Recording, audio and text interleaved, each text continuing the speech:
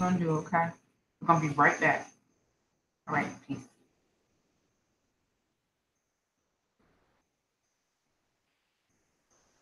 Okay. I'll be right back. Right.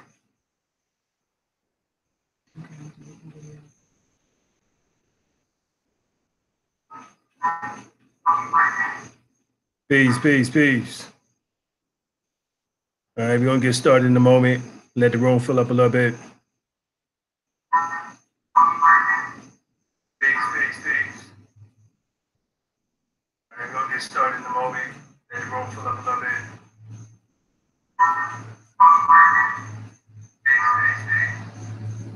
Y'all hearing some serious feedback. Just bear with us. We're getting the technical difficulties handled right now. Oh, I think Y'all hearing some serious feedback. because you're on YouTube, right? I think that's why. Bear with us. We're getting the technical difficulties handled right now. Closing some things.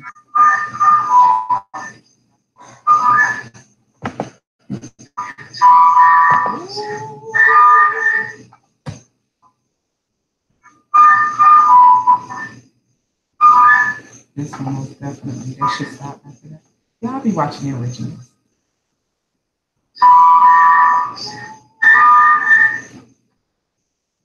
I had to turn it down. So.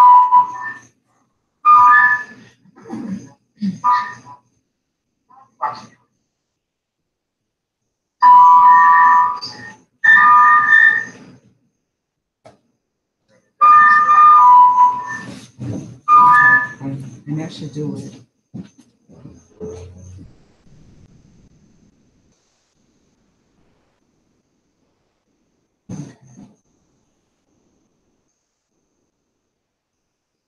What's it called, babe?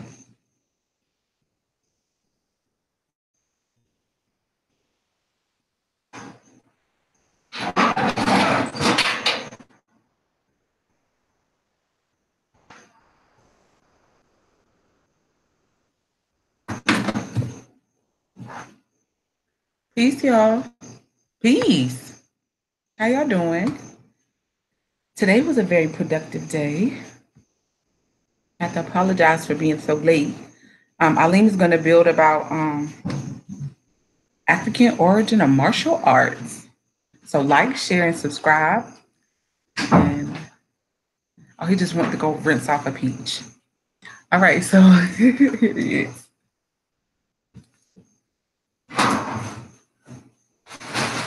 All right, wifey holding it down. Opening it up. Yeah, holding it up. Hey, what's the presentation called? Ancient Cushite's origin of martial arts, MONTU.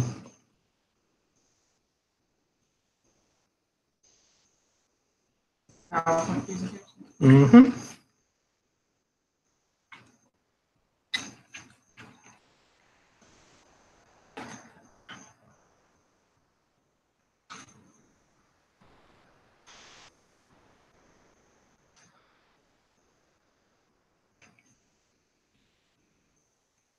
I see one man and woman know thyself, and Syrians and Anacalypsis. Man and woman know ourselves. And you're gonna have to go down the slide.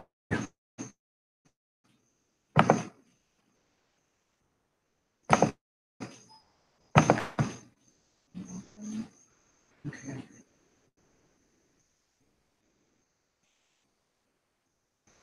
Okay, and y'all, we're just going down to slide 21, but I don't think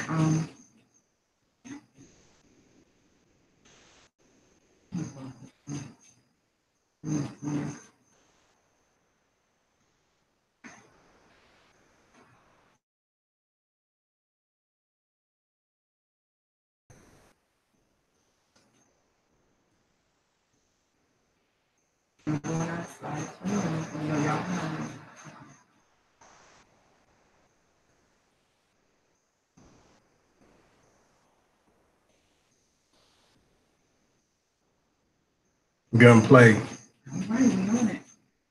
Okay, we're live.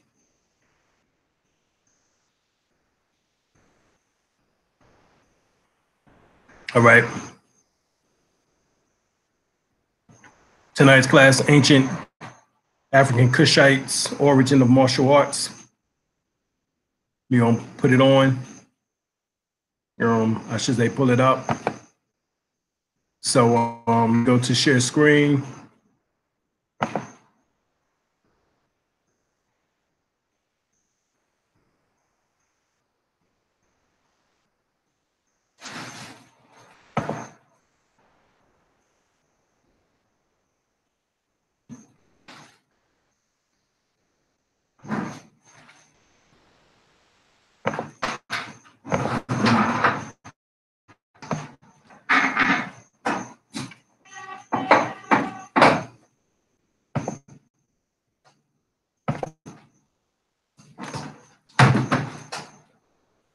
All right.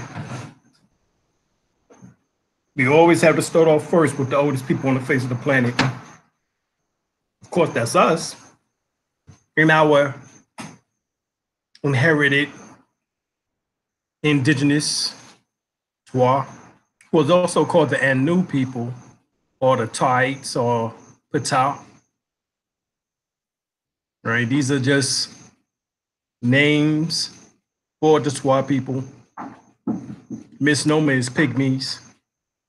Signs and Symbols of Primordial Man by Albert Churchward tells us that they are the original and the oldest living people on the face of the planet Earth. All right, that's just what it is. All right. And it's from the pygmies, as we know, that everything stretched out from. Spread it out.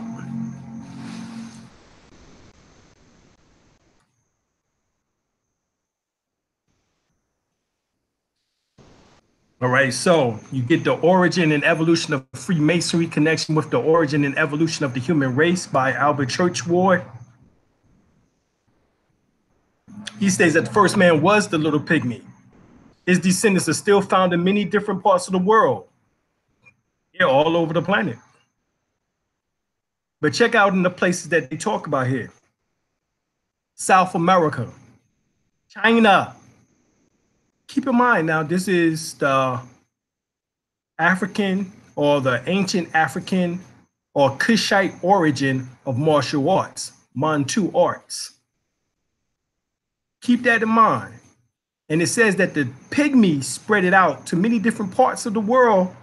South America, China. You'll make sure you see China here. Malay, New Guinea, and probably other places, but the majority are still living in Africa, where his original home was and is around and near the Great Lakes of the head of the Nile. Now, the Egyptians' wisdom registered the fact that the pygmies were the earliest human, because the earliest divine man known in their mythology is portrayed as a pygmy. Following the zootypes, the primitive form of the early Horus was that of Bes. Bes is the figure of the child. So baby Christ, as they always like to say, who was wrapped in swaddling clothing, was actually Bes, in the likeness of a pygmy. Hence the reason why in Revelations they tell you that their hair like lamb's wool, feet as if it was burnt in the furnace, voice of many waters.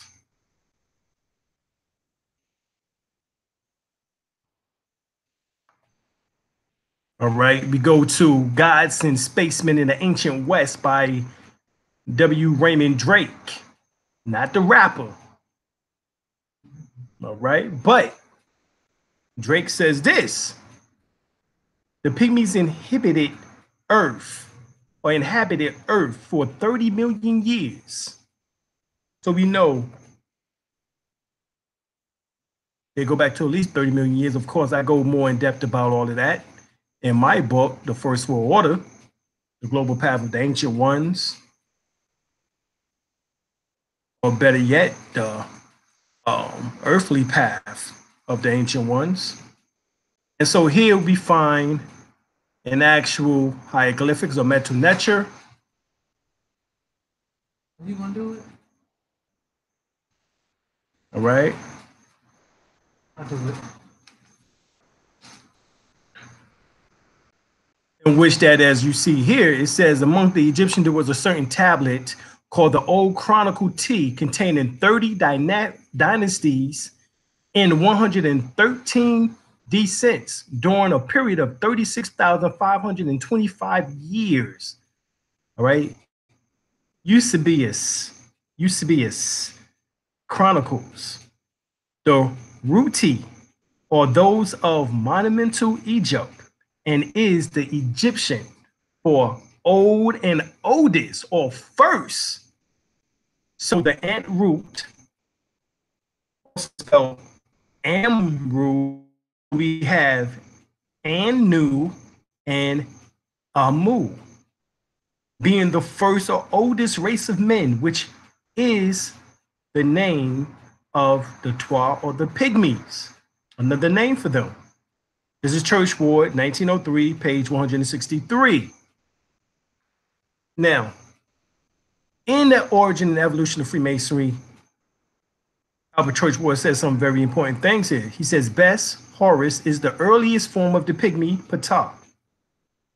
So this is why they call the Tahites or Ptah.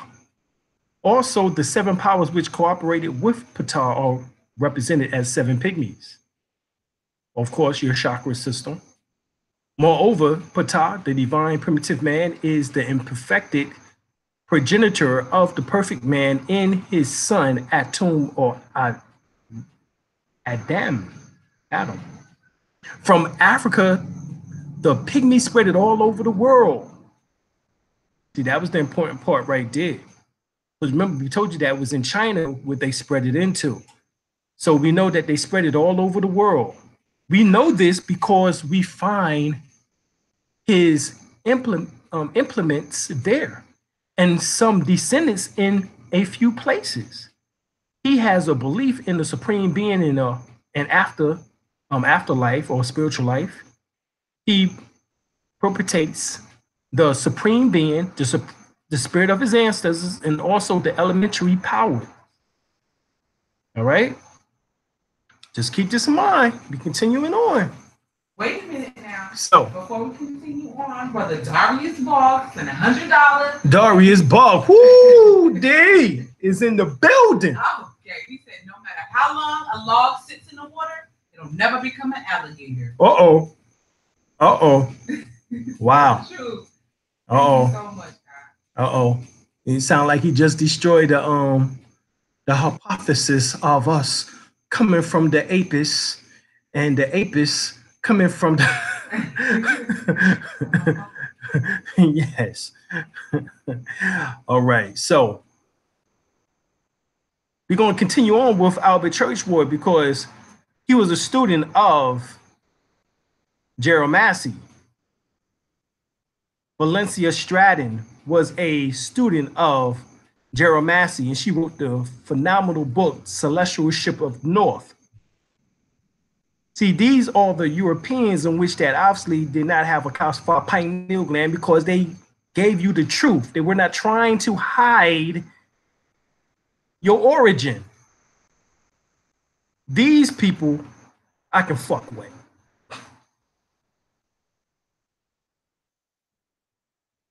We can talk, we can build and see what, see what's going on. But they part of that 20 to 40%. But that damn 60 to 80%, oh, hell no, hell no, hell no. It just won't work. It won't. All right? Because that's what Honorable Elijah Muhammad was talking about. That's what he was talking about. You know what I'm saying? That would be a few whites in which that survive. But he talking about that devil, that 60, 80% of them in which they get that calcified pineal gland. It just doesn't work. So let's look at something very special here. We're looking at the old stellar cult priests that we owe the origin of our brotherhood and lesser mysteries. The old Hersheta or Worsheta, all right, which is Washita. Wise men of Egypt self-designed the Urshi, right? Urshi, Chi. They were the first to cause the primary temple to be built in Egypt at Edfu, which is talking about the temple of Heru. From this sacred building, they initiated a certain clan or tribe of men called the Ari of the 17th nome of the Upper Egypt, who were the original operative masons. So we talking about martial arts. We don't know. Most don't realize that martial arts come from out of the lesser mysteries from Edfu, Temple of Edfu in Kemet in Egypt. This is where it predominated. But who were these priests? The priests were Cushites, the Ethiopians. All right, we don't get to all of that. You know what I'm saying? In which that were the descendants. They was called the Nilotic Negroes. All right, firstborn of the Twa. So the ancient Nubian chronology, group A, is Tasseti. The Tassetians are the Twa people, which dates back 3800 to 3100 BCE, pre-dynastic period, and first dynasty. Hell, the third dynasty, which is still, as you see here, B group Tasseti, 3200 to 2200 BCE, first through the fifth dynastic period. We find the third dynastic period, we find Imhotep, which spelled backwards is Ptah. He was a Twa. And he was one of the most brilliant men and geniuses on the face of the planet to have existed. He was the father of medicine, in which that you have the Hippocratic Oath still taken by those in the medical field today. They still take the Hippocratic Oath. Hippocrate. Still take it. Allopathic medicine. Group C, Wawat, which is 2300, 1500 BCE, 6th through the 15th dynastic period. You have the Kerma culture, 2015, 59 BCE, 11 through the 15th dynastic period. And then there's a 400-year gap, the first intermediate period and middle kingdom, also known as the Dark Ages. Then you have the Egyptian Domination, 1950 to 1100 BCE, 17th through the 19th dynastic period, or dynasty. Now, this is when we find some real stuff going on here, because you have Hatshepsut, Thutmose the third, Thutmose the second, Thutmose the first. You have Akhenaten, his father Amenhotep the third, who's makes Akhenaten the Uncle actually Amenhotep the fourth, Tutankhamun, Nefertiti, their daughters, so forth and so on. All of them, all of this is the Amarna dynastic period or dynasty, all right? Particularly coming from Akhenaten. But here we have the Napatan period, 747 to 200 BCE, 22, or the 22nd through the 32nd dynasty. This is when we begin to start seeing things start changing in the appearance. The Moritic or Budarat period, 200 BCE to 300 BCE. All right. You have the 22nd dynasty. You have the X group late Moritic Balana period, 250 to 550 BCE. Roman period to beyond the division of the Roman Empire between East and West. And then you have the Christian period, which is 550 to 1400 BCE. All right. Which is called the Mercuria or the Nabati Alawa. All right. Now, the 1400 though is talking about AD. The 550 is talking about the BCE. So it should say on 550 BCE to 1400 AD. All right. That's the Christian period. And really, it couldn't be no Christians in 550 BCE, because they told you that Christ wasn't born until 0, right? So see, this is the Albions and his BS, you know, mathematics, fakematics. All right, so here we have Group A, 3800 to 3100 BCE. And who are they? They were a group referred to a culture found in northern Nubia between Aswan and the second cataract in the southern Egypt up to the modern border of Sudan. Right? In the early periods, Nubians were referred to as the Tassetians, which means the land of the bow, or Tasseti. Seti, they follow Set. Right? This is when martial arts come into play, was during this time period. And it was called Tassetians, which means the land of the bow or the land of Set, because they operated, in order to do martial arts, you have to operate from the reptilian portion of the brain, because it deals with fight or flight. And this is dealing with fighting. So you use more reptilian portion of the brain when you're dealing in this aspect, the war aspect, the protection aspect, the security aspect. All right.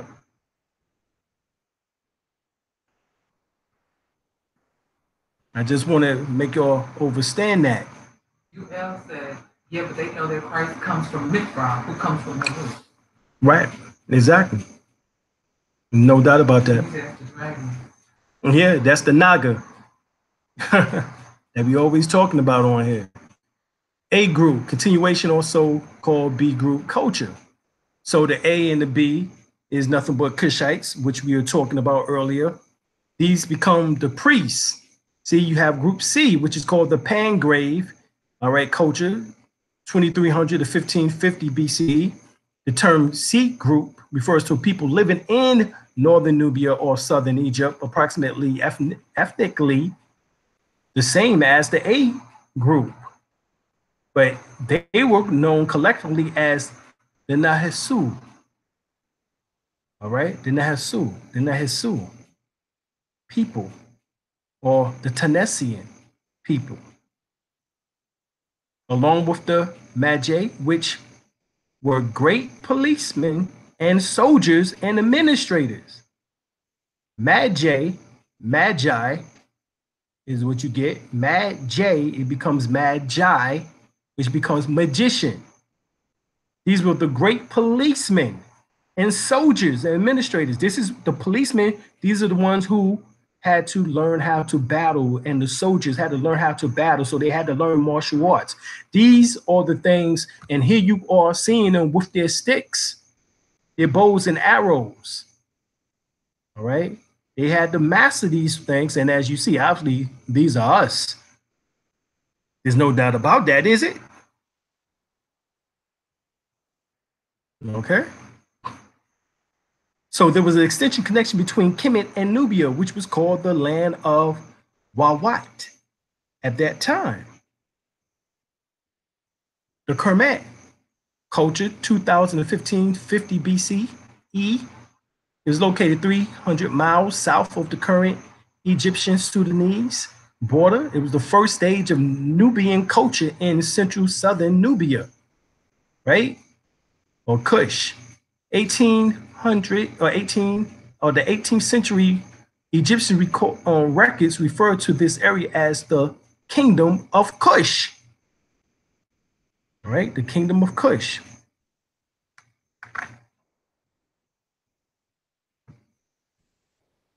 And this is what we're talking about here.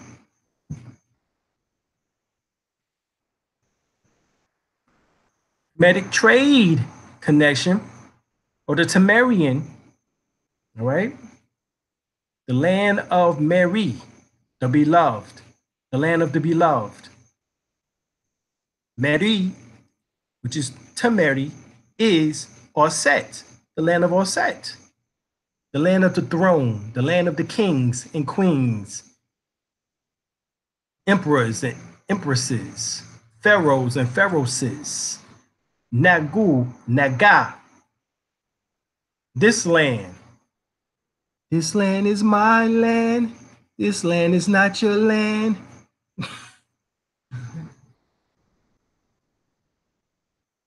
For 400 years, the pharaohs of Kemet ruled Nubia. This rule was based more on trade in precious gold, skins, ebony, ivory, ebony and ivory go together. Perfect harmony. Yeah, on a keyboard. On a keyboard. Then conquest. The land of Nubia was administered by an official who bore the title King, son of Cush. He was directly responsible to the king.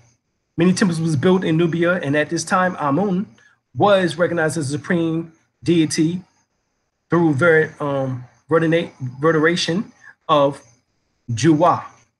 Juwa becomes Tahuti or Yahweh. All right. Juwa becomes Yahweh in Hebrew, Yahweh, or which means Juwa means the sacred mountain. Right. Now you have the Moritic Nubia, 200 BCE to 300 CE. All right. And you have the Moriwa, or the Moriwa, or the Moriri, or Merori, right, which originally called Baruat, is located between 5th and the 6th cataracts of 150 miles north of today's Khartoum. Now, during this time, Nubia had contact with the Greeks, or who was known as the Minoans and Cretans, and the Romans, who was actually the Etruscians. These was the so-called black tribes that went into these lands that came from out of Africa. Kings of Meroe were buried in pyramid tombs with painted pottery, offering tables, cosmetic vessels, weaponry, that's the key word, clothes and jewelry. Right? They was the center of metalworking, lamps, cosmetic bowls, and spears, spear points that has been discovered from this site. Spear points, battle, fighting, warriors. This is the Moritic script, or what's called Napatan script from 800 BC to 600 AD. This is the script in which that becomes what we call Phoenician, which becomes Hebrew, also what becomes Arabic into the Demotic script. All right, this is what you have to understand. So in other words, the Egyptians borrowed the script and its origin of the Semitic languages such as Phoenician, which is Canaanite, Hebrew. Ancient Phoenician and Hebrew are the same. Aramaic and specifically Arabic came from the Cushites, the Kemetic, Hamitic, Metronetra script, which was developed by the ancient Egyptians, Temerian priesthood, who were the Tassetians or the Tanessians, Cushites, the Twa and the Cushites. All right.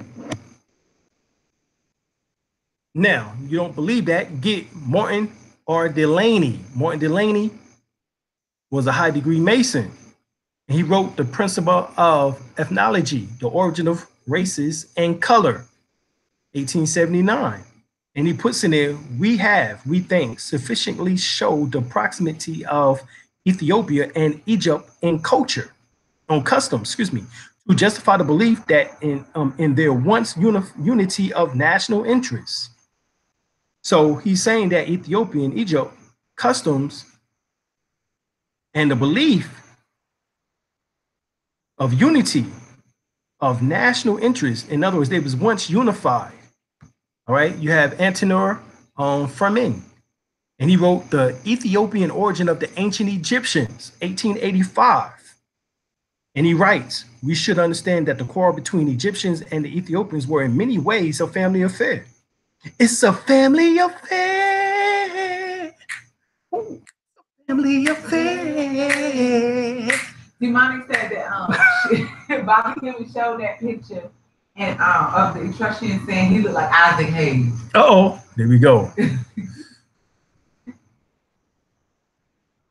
All right. They made alliances, they separated, they fought against one another, but they always united in difficult times. Such is the basic pattern that emerges when one studies the entire history of these two inseparable people. Of course, they was one and the same people. Yeah, they go to Isaac. All right, so get the magazine. Martial Arts Legends present BKF. All right, and you have the legendary Grand Masters Steve Muhammad and Donnie Williams on the cover. All right, but the following article in there is by Nigel BPG. First appeared in this BKF magazine, July 1999, and I had the original magazine revised July 1st, 2000, and it's called Nuba, which is Nubian, Anuwap, all right, Anuba Wrestling. All right, the African origin of martial arts revealed by Nigel BPG. And he says this: the Nubians of Sudan, Africa, practiced a form of martial arts wrestling over 2,800 years before the Christ. There are no other records in any corner of the world that can claim such a long and unbroken martial arts tradition. This form of martial arts, which included weapons as well as fortifications and certainly empty-hand self-defense, blossomed in the 12th dynastic period. Anuba wrestling is the original martial arts that all of Africa, Asia, and Europe later came to benefit from. Oh, shucky ducky. Quack, quack. All right. So the Mexican, all right, who becomes the Mexican later on, who is called what? The Kao Nubia people of the present Sudan still have a mandate that requires every young man to enter into martial arts training. So the Mexican becomes the Mexican. This is where the term Mexican comes from. It's from Mexican. The Nubian people who are known as the Omex, the She people, who once lived in Sudan or were Ethiopian, who came forth from their mothers and fathers, the Twa or Pygmies, misnomer. You don't believe me? Here, they wear the same crown. These are the Twa people, and see the helmets that they have on, the headdress, same as the headdress of those of the Olmecs, who was here in America over 5,000 years ago. So that means that they brought the ancient traditions with them here. So it's no wonder that you find capoeira in South America, because it came forth from these warriors, in which that from the Olmecs, who are the oldest indigenous people or civilization in the Western Hemisphere. All right, this is what it said, that they are the oldest indigenous people in the Western Hemisphere. In fact, they call them Indians, but yet they clearly are Nubian, as you can see here. So when we went to Mexico, we had a Mayan tell us, who was an archaeologist, all right? And he told us specifically that it was the Nubian Egyptians who formed the pyramids in Mexico. Hence, the Mexican, you see, the Mexican and Kao Nubia, Nuba people. The Mexican, the Mexicans. This is where they get the term Mexican from, is from here. All right, so get the Hidden Life in Freemasonry by C.W. Ledbetter, 33 Degrees. He states that the Pygmy race is the relics of the old Lemurians and represents them more purely than any other people. And at one time, the Pygmies were spread over a great deal more of Africa than at present. And some of them were the first people to enter Egypt. Well, here they are. They were the first people to enter Egypt. And they become the people who enter Mexico, who become our mothers and fathers. At Beni Hassan, in the 4 separate tombs, there was hundreds of paintings on limestone walls that for the most part has since decayed. The paintings are of African martial artists used in a variety of wrestling holds and locks. The illustration total well over 500 individual pairs of wrestlers who are executing hundreds of sophisticated techniques. All right. In other words, the first MMA was on these damn walls. Y'all are so caught up into the MMA, but you didn't know that we already created that. All right, over 3,000 years ago. These images are mainly recorded in the tombs of governors and princes by the name of Baket III, his son Kati, and his son Amenhet. They are reigned in Mahez during the 11th and 12th dynasties. Illustrations was also found to well-known tombs of Prince Amenhotep. The painting figures pairs of fighters who are wrestling, as well as illustrations of warriors using other forms of unarmed combat. They employ kicking and punching techniques. There are scenes of martial artists using weapons so as a lance, short sticks, daggers, bows, staffs and bows and arrows. There are even scenes of warriors utilizing military technology such as the tessudo, which is a shielding defense used during the siege of a castle. Well, remember I showed you last night, there are castles in Africa. Matter of fact, there was one in Egypt that I showed you. The earliest representation of a castle in the world can be found illustrated on an incense holder, right? That originated from Nubia, the mother civilization of Egypt. Several paintings of the castles in Mahez tomb predates what we believe about the birth of castles, fortifications, and medieval technology from Europe, Middle Ages. And we know who brought that ancient Egyptian knowledge into Europe. They was the Moors. All total, these paintings of Africa represents the most ancient and prolific depiction of martial arts on the earth. Here it is. Bam! Can you see? God damn, this is a dope jam. Public Enemy number one. Nubian wrestling, martial arts called MONTU.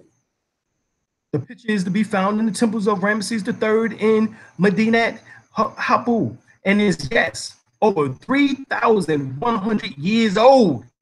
That is older than East Asian martial arts, which are only just about 2,200 years old, by the way. So here we have martial arts 900 years, over 1,000 years before the martial arts in Asia, and is on the walls right here. Look at this. Look like we damn doing the 52 right here, goddamn it, 52. I'm in het, all right? I'm in het. That's the tomb. Once again, this is the tomb.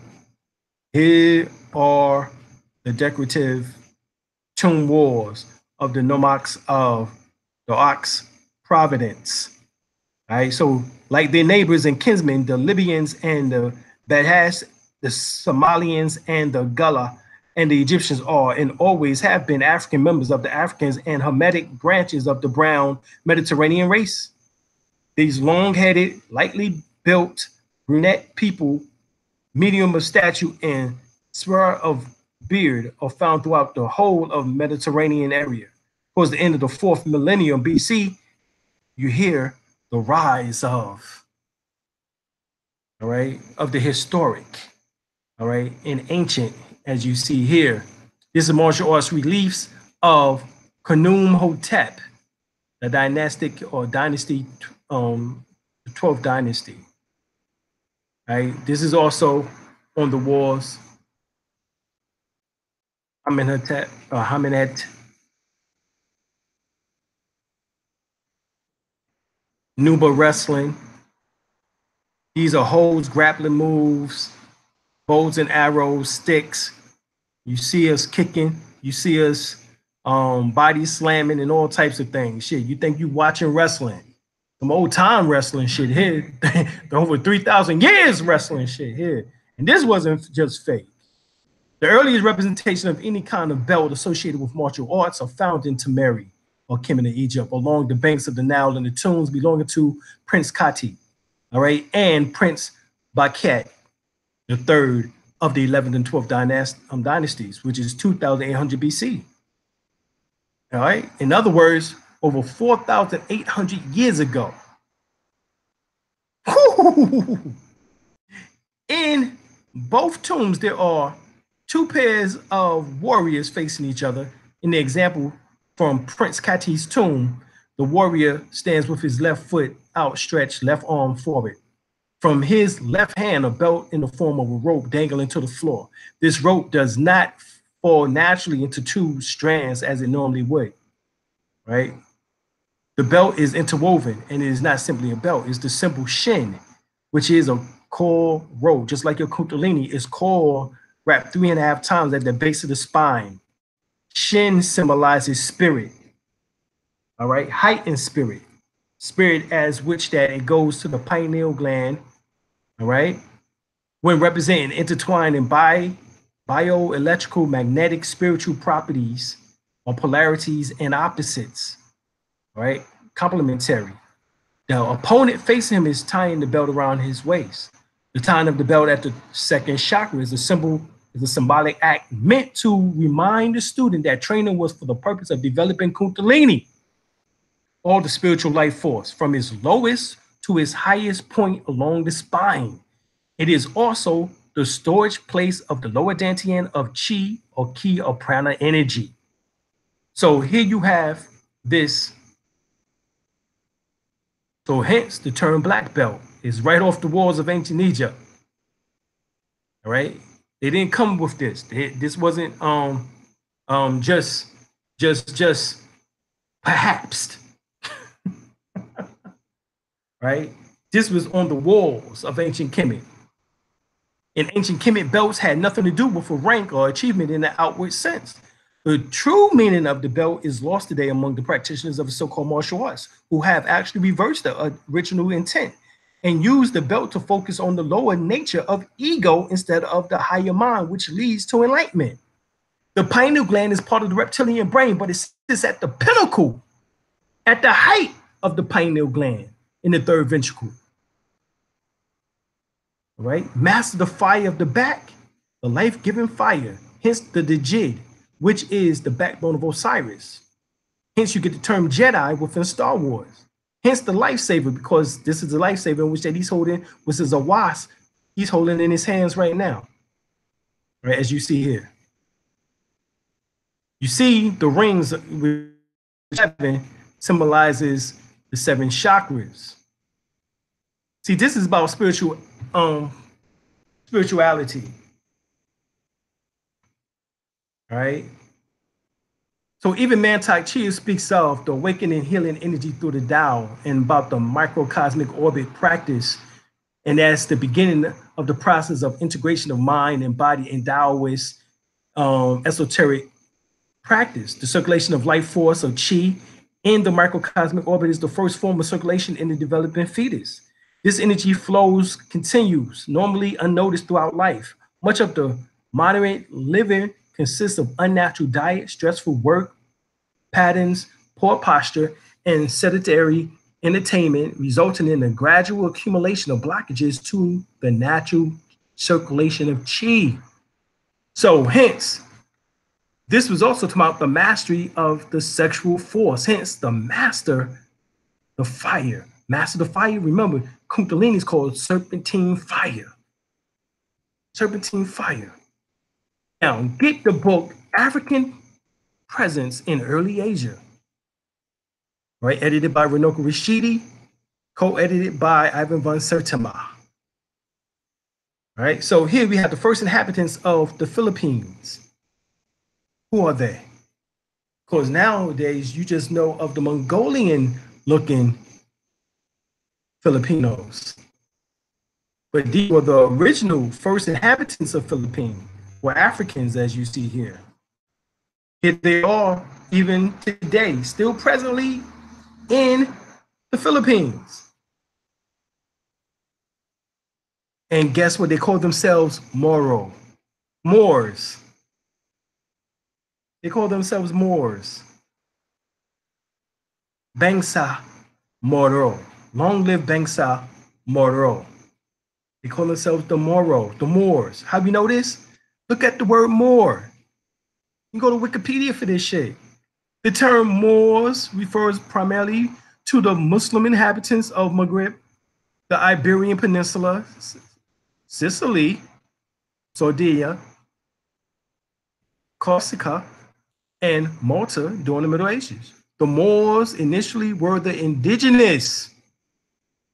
The Moors were the indigenous Maghreb Berbers, who are the Cushites, and it was later applied to the Arabs. Moors are not a distinct or self-defined people, all right? The Encyclopedia Britannica 1911 observes that the term Moor had no real ethnological value, and this is just what it said. So if that was the case, then why the European try so hard to stop you from declaring your nationality? If it had no ethnological value, no significance, why he don't want you to call yourself Moors? He love African American, Negro, black, colored, but when you start saying you are Moor, he like, I thought the Moors died off. Especially those of the Arabs and Berber descent, whether living in Spain or North Africa. All right. So during the colonial era, the Portuguese introduced the name Ceylon Moors or Indian Moors in Sri Lanka. And the Ben Ali or the Benj Ali Muslims were also called Moors in the Philippines. The long-standing Muslim community, which predates the arrival of the Spanish, now self-identifies as the Moro people. So Moro and Moor are one and the same. And this is what they're saying in the Philippines. So the Philippines accept that they're Moors. The Negroes here can't accept that they are. Isn't that some shit?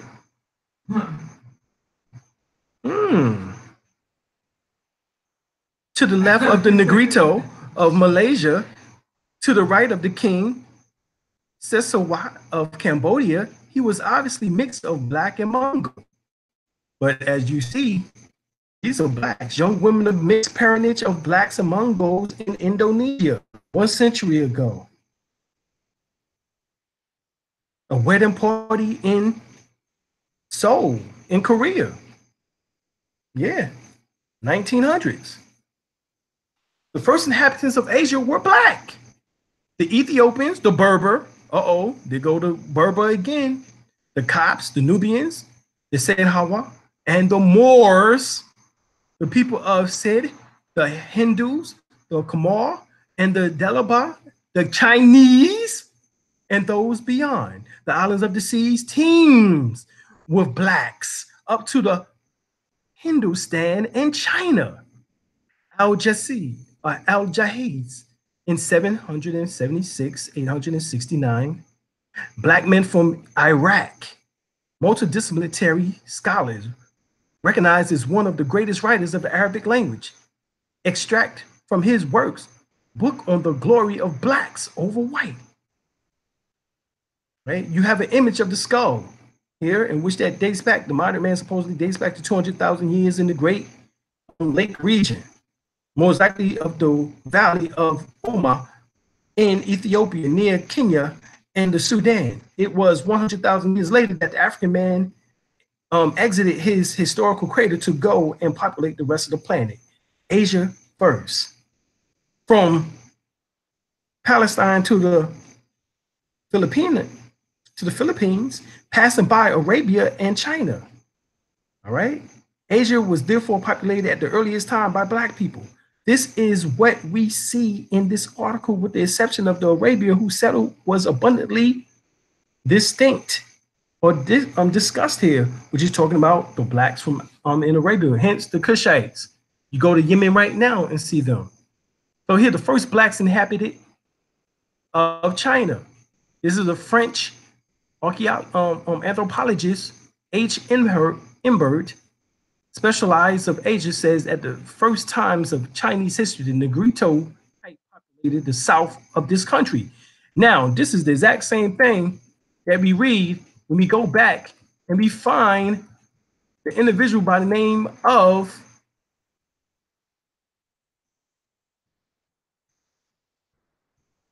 let's keep going. Here we go. Yeah, we did some shit. Here we go.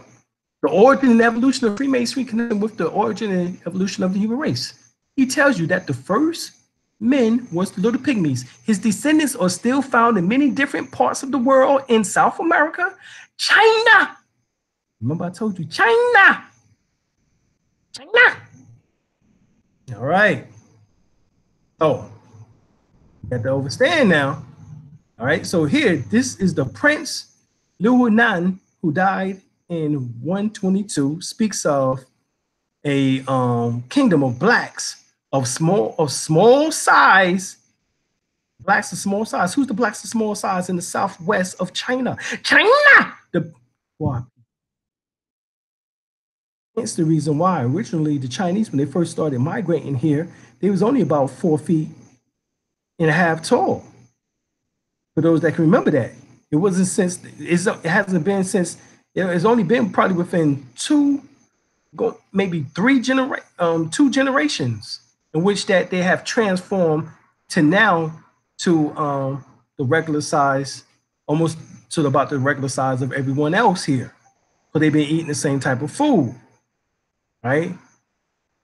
The Prince Chang Hussein Lang from a Chinese university confirmed, based on the text of the 1st century of the Christian era, the presence of frizzy-haired blacks in the south of the country. See, we love the South. Wherever the South is, you're gonna find our asses there. All right. After genetic studies of the University of Fudan published in the Taipei Times of 2005, it was blacks out of Africa from 100,000 years ago who were first populated the south of China. They are still what? Called the Nagas. Oh shit, there it is. The Anunnakis. The Nagas. The Nagas. You get it? Niggas. The indigenous black people from the south of China up to present day. The other blacks having probably been absorbed by the interbreeding with the current Mongolian type who came from the north. Right? And where did the Northerns come from? They came from the San people because they are the oldest they are genetically the oldest people in the world, outside of the Pygmies, of course. Right? And who are they? They are called also the San people, but they're also called the Kung people, as in Kung Fu. Coincidence? I think not. And Kung means cultivate. So the Kung are part of the San people who lived in the Kalahari Desert in the Ovamboland, which is near Namibia in southern Angola. The name Kung was given to this tribe by people outside of the Kung people group.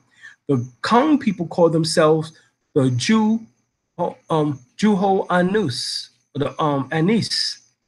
In Kung society, the men and women live together in a non-exploitative manner, displaying a similar degree of equality between the sexes. This is what we have to learn. The Kung has at times been used as an anthropological case study, and some relations between the sexes that prevailed during the majority of human prehistory are compared to those seen among the Kung today. The Kung people of the Southern Africa recognize a supreme being, and guess what his name is? Huwa, as in Yahuwah of the Arabs, of the Muslims, who is the creator and upholder of life. Like other African high gods, he also punishes man by means of weather. All right? We won't go into all of that. But here, the Kung people took with them into the interior of Asia the art of Qigong, but they was called the Kung people. Qigong is an ancient Chinese system of energy cultivation which enables one to develop internal power. It is the same source of power beyond the Chinese internal martial arts, and without which the movement in these arts are only calisthenics or aerobics.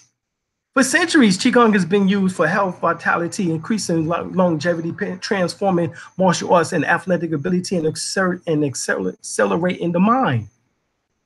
All right? You have tidal wave Qigong. This type of Qigong practice in the temple styles. Tai Chi is a complete system of Qigong practice based upon all four of the essential elements of internal power work, namely condensing, microcosmic circulations, the microcosmic circulation, and the projection techniques, right? The energy transforming Qigong exists in 3 states, like ice, water, and steam. The first state is called Qi, right? Chinese Taoists believed that there was a single internal power that moved the universe. They called it Qi. In China, or Chinese, which is Nigerian words, right? Yoruba, called the first dynasty that went into Asia, was called the Shang Dynasty after Shango. The word was have similar meanings. It was have several meanings. It could mean air, power, motion, and life. It is the intricate energy everyone possesses. Accumulating or circulating large amounts of energy by itself, however, would not produce great benefits. Like gasoline in a motor, the Qi must be condensed and burned to produce power. The name of the internal power is Jin. In the second state of energy transform is a complete system of Qigong. When Qi is converted into Jin, it is the same as converting your internal power energy into your internal power. Qi is the energy source, Jin is the power, and Qigong is the method of transformation.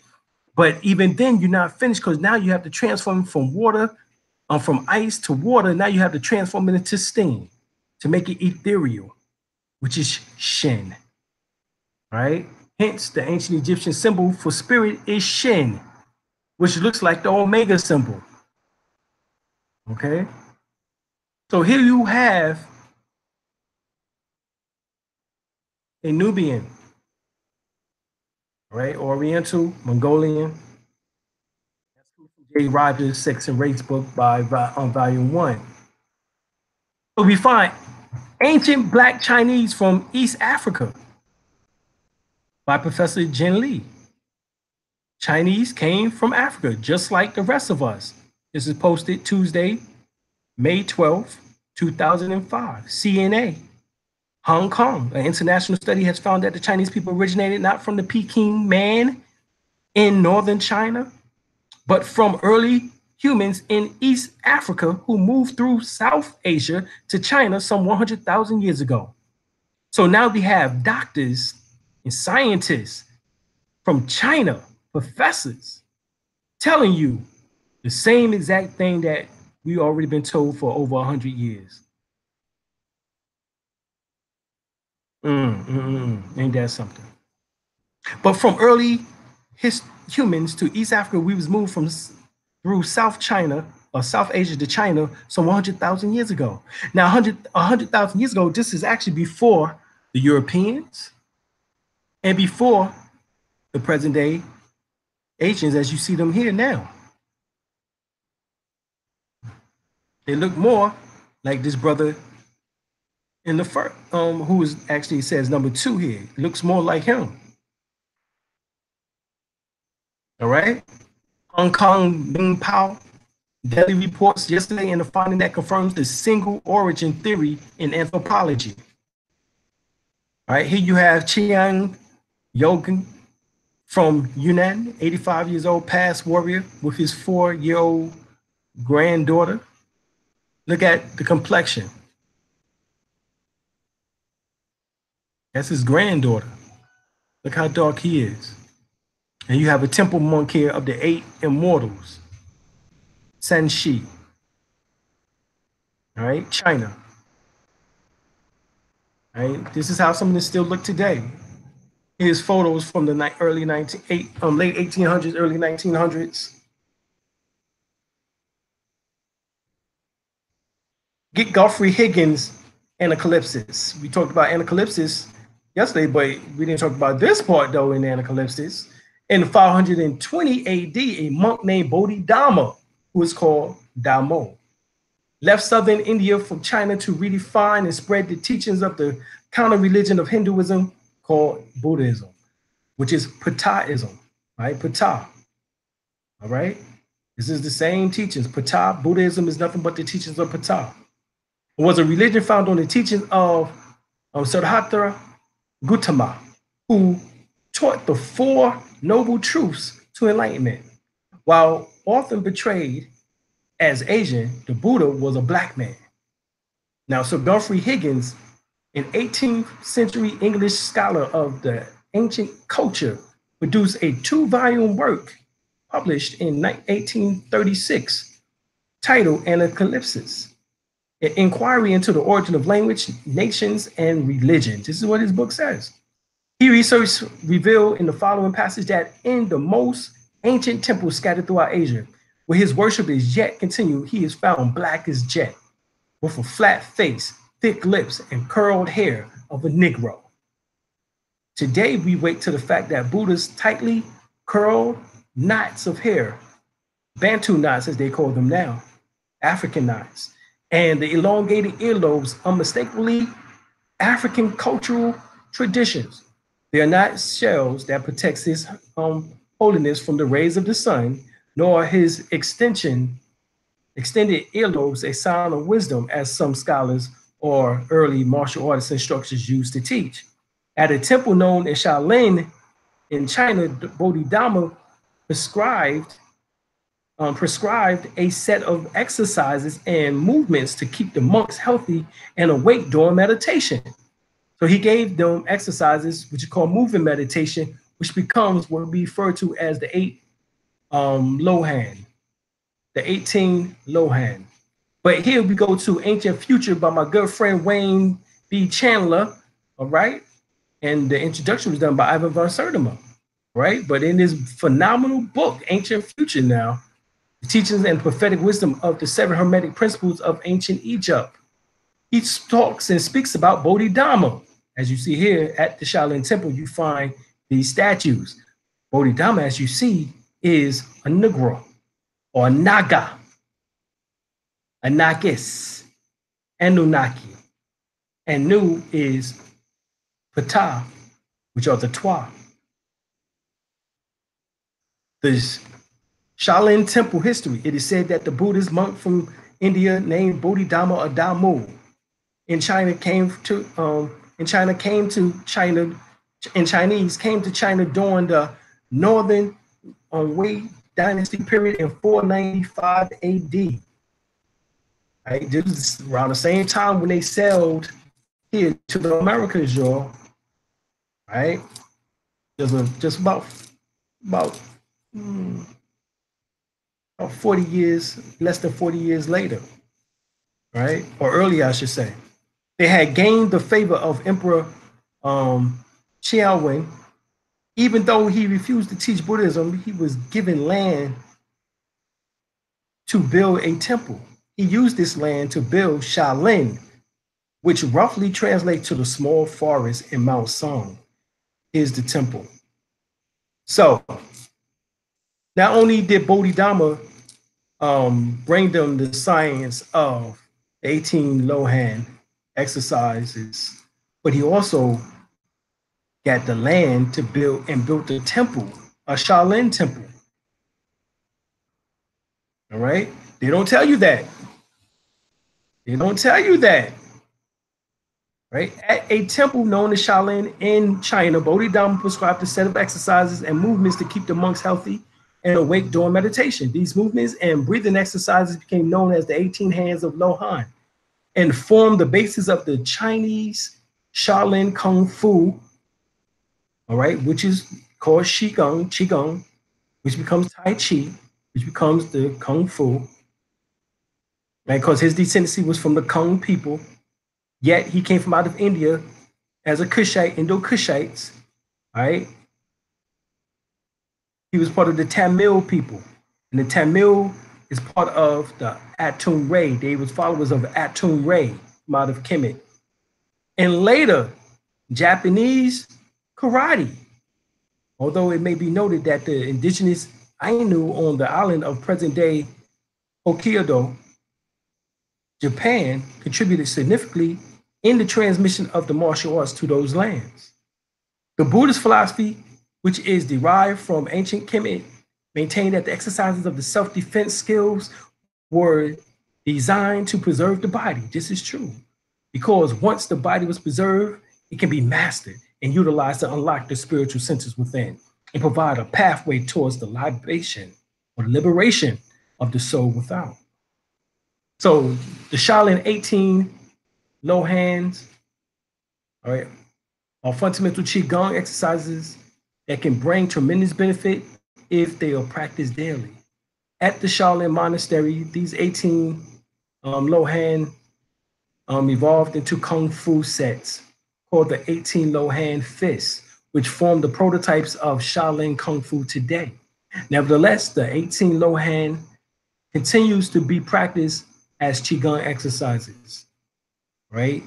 Kirlian photography, high voltage is a technique that images the life force of living things. The image shows a Kirlian photography of a human finger according to neuroscience. There are 27 compartments in the brain dedicated to the hands alone. This is more than any other brain body connection. All right, National Yang Ming Medical College at Taipei, Taiwan showed that a 3 through 5 microns infrared spectra of energy was generated by a Qigong master from his palm. Qi has the Qigong master palm influence cell growth, DNA, and protein synthesis and cell metabolic reparation rate. Now we threw in the science of the hand because it's called the 18 low han hands, or the Shaolin hand 18 hands Lohan system. And these movements and breathing exercises became known as the 18 hands of Lohan. All right. And here they are. Following all the 18 hands, Lohan hands taught by Grandmaster Wang Qukit in the Shaolin Wanam School. This pattern is found also in many other kinds of Qigong. This is not surprising because lifting the sky is one of the best of all Qigong exercises. Lift the sky. You have holding up the hand, which is the one finger Zen hand form, which is typical Shaolin hand form. If you see someone holding their hand in this form of fist, which fingers stuck out, you can reasonably conclude that he has not learned it the proper way from the Shaolin master. So here you have what is called the shooting arrow. Then you have plucking the stars, turning the head, thrusting fists, merry-go-round, which is circulating body. You have carry the moon. You have nurturing the kidneys. You have throwing levels to the ground. And you have dancing crane. Now for carrying the moon, many students love this exercise the best. All right, it makes you look and feel young and enhance your nervous system, and it does. I do this one all the time. You can have the benefits only if you can generate a shower of chi or vital energy down your body with this exercise. Now, the 3 levels to the ground, which is to the right, as a physical exercise, the 3 levels to the ground can make your legs strong and flexible. As Qigong exercise, it strengthens your heart system, generates better energy flow, and increase your vitality. Now you have down here at the bottom right, the dancing crane. This exercise helps you channel vital energy to your legs, but the benefit is not just for the legs. The benefit is connected by countless meridians, inducing better energy flow to the legs is something necessary to solve problems to other parts of the body. Sometimes with kidney stones or dull intellect may overcome his problems with more sufficient if he can incorporate this dancing crane exercise. If you can incorporate this, you got some good shit. Here you have carrying the mountain. If you wish to have powerful arms, but you do not want to undergo tough or rough conditions, or if you wish to overcome some chronic pain of your back, carrying mountain is a useful exercise. Then you have drawing knife, right? This is Chi Jin Ba Mei, or the 8 wondrous meridians. and is often mentioned in Qigong texts, but seldom understood. Drawing knife is an efficient exercise to generate energy flow through these 8 wondrous meridians. You have the present claw. Is if you suffer from diabetes and have problems with the digestive system and often felt worried or anxious, these exercises may overcome your problem. So Negroes with diabetes, look, you need this damn present claw shit right here. You need to be damn present claws now. Present claws. All right. Pushing mountain. If you wish to overcome your rheumatism, arthritis, or enhance your sex life, you have internal forces for martial arts, or you have mental freshness. Just to mention a few of these benefits, practice this exercise, okay? Separating water. This is an excellent exercise for the heart and the lung system. It will also give you powerful arms, right? Big windmill. Many people find this hard to believe, but if you perform this exercise correctly and sufficiently, you can develop enough internal force to break a brick without having to lift weights or strike sandbags. Those with diabetes or problems relating to the liver and spleen system will also benefit from this exercise. Very useful. All right, so big windmill, all right, and present claws is necessary. All right, you have big squat. Right, here's another exercise that lowers body. It also opens up the meridians at the legs from other parts of the body can be efficiently drained out into the ground. Then you have circulating knees. All right, you may be surprised, but rotating knees may help overcome sex problems and enhance sexual performance and enjoyment. All right, strong, healthy knees obviously ensures that you will still be agile at 80 and beyond. All right, so these are the arts which are expounded and developed by the Chinese based off of the teachings of Bodhidharma, who is called Damo. Thus, Bodhidharma is actually the founder of Kung Fu. Right, Bodhidharma was also the founder of Zen Buddhism in China. He also is the developer of the Shaolin Temple. See, these are things that you don't know. So you watch all these goddamn Kung Fu movies, check out, and don't know that this is your shit. Many of the purification rites, such as the bald heads, the symbols such as the orange and gold, which is yellow robes, the lion dance, and the dancing found in the high levels of Buddhist martial arts can be traced back to Africa. Lions is also culture represented the sun. There's no lions in China. Lion, tigers, and bears. Oh my. There are no lions. Right? Lions are in Africa. So they told you where they got that shit from. Aket, or the Sphinx, lower self represents a lion. The Buddhist monks wear the same colors, orange, gold, and or red robe, which symbolizes the sun in its various stages as it emits light, enlightenment. Buddhism is the religion found on the teachings of Buddha or Siddhartha Gautama. However, the concept of Buddha stems from out of Africa in the form of Ptah, who taught the Four Noble Principles or teachings or truths of enlightenment. This is from Gerald Massey lectures. All right, so Gautama was an Asiatic Moor, Indo-Cushite. Centuries later, Buddhism got introduced outside of Indo-Kush, India, into China, Japan, Korea, and other Asian features that we now associate with them. However, for the record, let it be known that Buddha, the first and original Buddha, which is derived from ancient Temeria, called Ptah, or Buddha, all right, Twa, Bes, were African, as you see here. Buddha's flat face, thick lips, tightly curled knots of the heads, and elongated earlobes are unmistakably African features. And the concept comes from the concept of Buddha is derived from Necher Ptah. And he got that afro, that natural. You know what I mean? We have Rasta Livewire. And it talks about the Ainu people, the old Africans of Japan. This is by Anu. At about 35,000 years ago, a group of these African Chinese later known to us as the Jomon, took their route and entered Japan. They became the first humans to inhabit the Japanese islands. Later, another group known to us as the Anu followed. Oddly, Indians were not part of this group. Today, their genes can still, why? Because they didn't exist. Indians didn't exist until the Europeans came on the scene and mixed in with the blacks that was in that area, producing mulatto races throughout the region.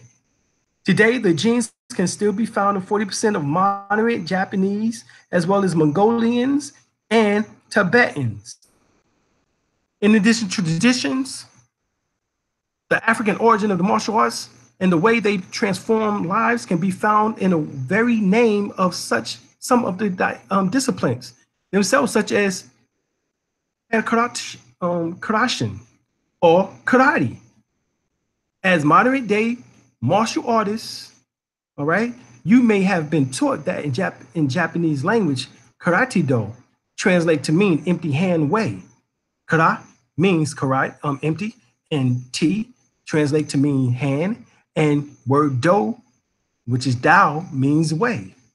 This is correct. However, let us look at a far older use from the of the term karate. When you break down the word karate from the most ancient Egyptian word of ka, and te, you have ka, which is ancient Egyptian or Kemetic or Temerian, has a double meaning dealing with the spiritual and the physical. Ka in the Kemetic language means the vital energy of the soul or the soul. Ka is also described simply as a body double, which does not convey its understanding of soul or subtle vital energy. The Egyptian idea of a vital energy, Ka is very much like Li in Japan and Qi in China, all right, or Ki in Japan. Another definition of Ka in the Kemetic language is body, or more precisely, the dead or empty body, as in the mummy, right? Ka is what you get as in kat. The same word that you use that says that a cat has 9 lives, well, your kat has 9 bodies, all right? That's another teaching. Ra, or res as in Rastafarian, means head, and in the Kemetic language means to wake up. Wake up, everybody, no more sleeping in bed. Wake your punk ass up. Right? To rise up, to keep awoke, or to watch. Ra is also the name given to the sun, as in Egyptian son of God Ra, which renews itself by circling to reappear. In fact, if you find the prefix in Re in many words of the English dictionary, it points to the Kemetic origin, which would Egyptian words show up in English language. Why? Because we are the Egyptians. That's why. All right? You don't believe me? You need to go do some research and listen to Professor Walter Williams. We are the Egyptians, or Kemetic or Temerian people. You may wonder this because the early settlers of a European land revered the African Egyptian symbol of the cross known as the Ankh. They named their land Ankland, which over time became England. Oh, snap. Then you have Ta-Ate, which is the Egyptian name or language which means land, Metru Neter. In the ancient Kemetic writings, the system of the symbol for te or ta is which means out of, or to go out, or to emit, to give, to set, or to place. Do not overlook the fact that the Metru Neter, otherwise known as the hieroglyphics, or Greek term meaning writings of the gods, for te is the illustration of a hand. And in Japan, the word te is also the word for hand. You see that? So it's no coincidence that we have the samurais that says, for you to be a good samurai, you must have a drop of black blood. This is their saying. This is a picture often used to illustrate the story of Yasuko or Yasuki, the supposed African samurai of the Japanese warlord Naga. You see that? Naga Oda. Since Yasuku or Yasuka time is supposedly was 1500s and cameras weren't invented yet, and the picture is of a Mongolian, not an African, the picture only true value is that it shows a black-skinned Mongol with a sword. Nothing particularly unique there, is it? Well, here we have statues by Nicola Rose, and one of her statues is of Yasuki. And as you see, this is a tall brother here. One of the statues of the Black Samurai Yasuki by young South African artist Nicola Rose. The statue is made of old tires and inner tubes. One of the statues went to the South African collector, another to a New York collector. The third statue went to a foundation, and the final statue was sold to the collector in Mozambique to go on the permanent public display in Maputo. So why is a samurai, a black samurai of Yasuki from out of Japan on display, public display in Mozambique? What is the connection between the people in Mozambique and the so-called black samurai Yasuki? Word of caution concerning the legend of Yasuki: moderate Mongol East Asians are fundamentally a mulatto race, people derived from the Black German, Ainu, Shang people, and who know what other original Asian Black people and their albino plus whatever Central Asian Caucasian albinos they interbreeded with.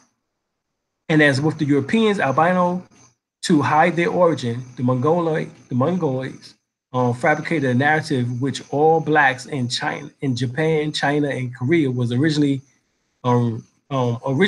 recently from Africa. This is, of course, nonsense, as is likely the case with the story of Yasuki. All right?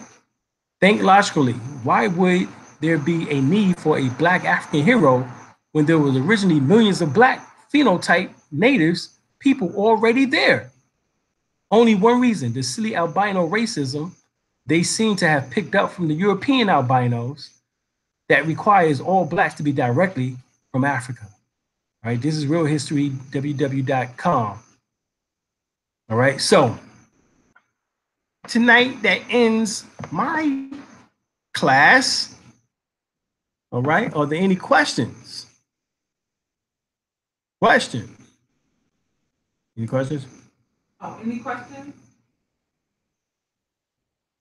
All right. If not, you know what we do. Continuing now for days, weeks, and months and years to come, we're moving towards our most cherished goals of health, wealth, knowledge of ourselves, enlightenment, protection, and much more joy and full contentment. All right, better economic conditions, because every action, enterprise, and endeavor in which we wish to be involved is bringing increasing rewards.